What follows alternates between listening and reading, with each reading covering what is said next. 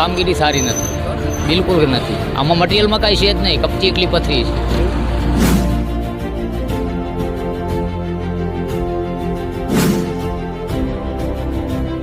લોકોને ભોળવવામાં આવે છે. આ તો પબ્લિક સાવ ભોળી છે ને ભોળવાઈ જશે સાહેબ.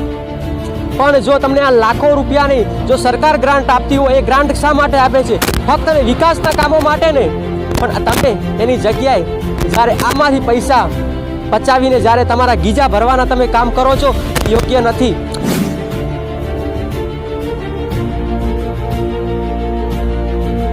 આછી ઉખડીએ છીએ, ડોમર હજી બરાબર ફિટિંગ કર્યું નથી, રોડ બરાબર બનાવ્યો નથી.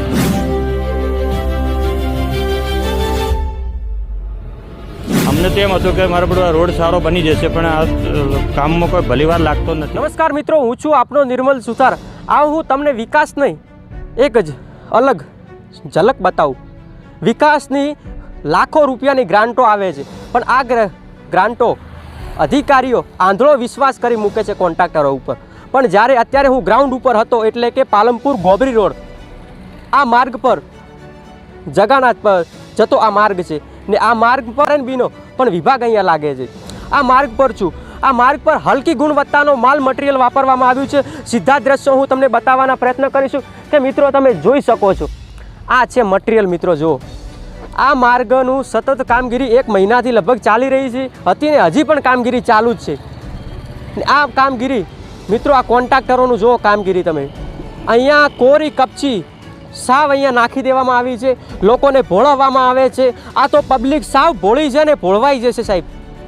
પણ જો તમને આ લાખો રૂપિયાની જો સરકાર ગ્રાન્ટ આપતી હોય, એ ગ્રાન્ટ શા માટે આપે છે? ફક્ત વિકાસના કામો માટે ને. પણ તમે એની જગ્યાએ જ્યારે આમાંથી પૈસા બચાવીને જ્યારે તમારા ગીજા ભરવાના તમે કામ કરો છો, યોગ્ય નથી. ત્યારે આ માર્ગ પર અત્યારે જે અવર જવર કરતા લોકો તે પણ અત્યારે માંગણી કરી રહ્યા હતા, તે પણ તમે સાંભળો. શું નામ છે? ઈશ્વરભાઈ, પાલનપુર ગોબરી રોડ. હવે આ જે રોડ બનાવ્યો છે સાહેબ, પણ રોડના અંદર મેટલ છે ને બહુ ઓછું નાખવામાં આવ્યું છે ને જે સરકારે ગ્રાઇન્ડો પાસ કરેલી છે એટલે ગ્રાઇન્ડ રીતે કામ થતું નથી.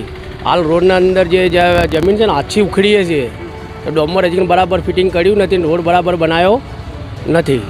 બરાબર, એટલે એના માટે અમે સરકારને વિનંતી કરીએ છીએ, ધારાસભ્યને વિનંતી કરીએ છીએ કે આ રોડ છે ને બરાબર મેટલ પૂરું લાખી કરીને રોડ મજબૂત બનાવવાનો છે.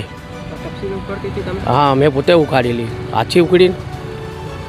બરાબર, આ માર્ગ તો વધારે ના ચાલે. વરસાદ આવશે તો આ ચોમાસું રહેશે, બીજા ચોમાસામાં ખાડા પડી જશે. એવું છે. ગણેશભાઈ ચૌધરી. શું કહેશો તમે માર્ગમાંથી પસાર થયા? હા, એ થઈને રોજ જતા હતા. ગોબરી રોડ હતો એટલે એકદમ ખરાબ લાગતો હતો, પણ આજે એમ લાગતું હતું કે નહીં, કંઈક સારું થઈ રહ્યું છે. પણ નીચે ઉતરીને જોઉં છું તો ડામરની જે તો છે જ નહીં, અંદર એકલી કોકરી લાગે છે. હા, એટલે આ તો કેટલા દિવસે ચાલવાનું છે? અમને તો એમ હતું કે મારો બધો રોડ સારો બની જશે, પણ આ કામમાં કોઈ ભલીવાર લાગતો નથી.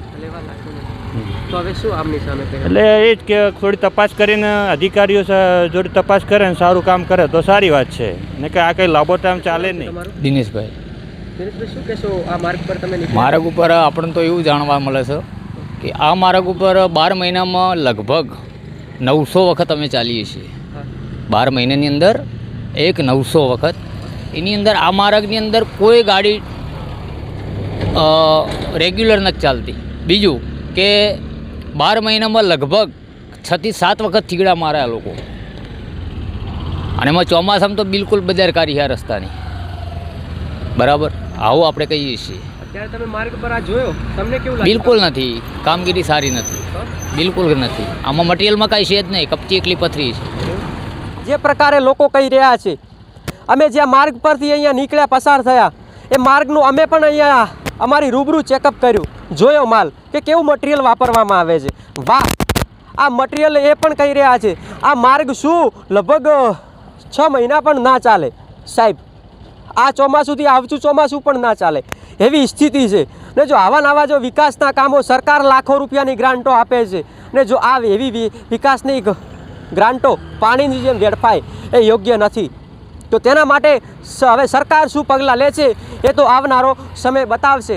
નમસ્કાર મિત્રો.